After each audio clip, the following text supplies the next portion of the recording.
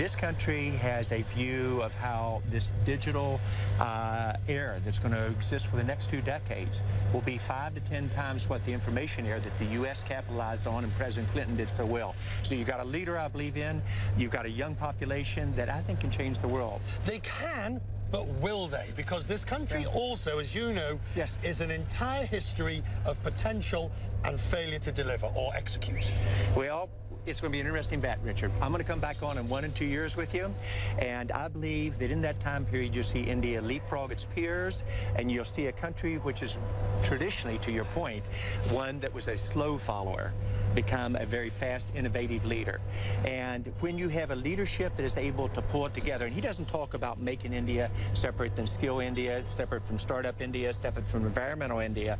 He talks about how you bring it together with smart cities. He talks about how you re-educate the population. It'll add 1 to 3% growth to their GDP. So what worries you about India in the sense of infrastructure? It's fine to have all these startups, to have these great companies, but if you can't execute it through the economy, and he's having difficulty doing that. Well, first of all, you're trying to move the biggest democracy in the world, 1.3 billion people, and you've got to turn it like it's a PT boat. The key issues are you've got to build out broadband faster, you've got to knock down, make it an easier place to do business, you've got to remove the issues, for example, on Make in India in terms of the key issues on cost and parity and taxes. They're making very good progress on it all, Richard, so I'm going to bet on this country in a big way. Will there be setbacks along the way? Of course. And on the U.S. presidential election, obviously a Republican that you are, how are you looking at the field, and are you concerned at what you're seeing yet? I am concerned, but on an area that may surprise you.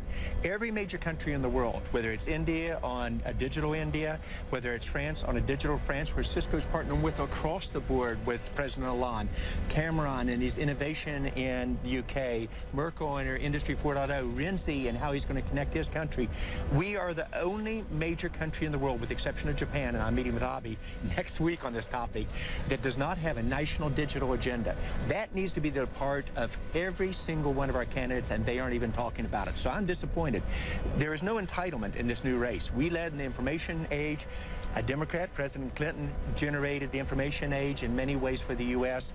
18% growth in GDP, 17% growth in real per capita income, 22.5 million jobs. We aren't even talking that. Do you see the next 12 months as a sort of go nowhere, move sideways in the business world, as business waits to see who the next president is and therefore what policies will be introduced? In other words, tread water.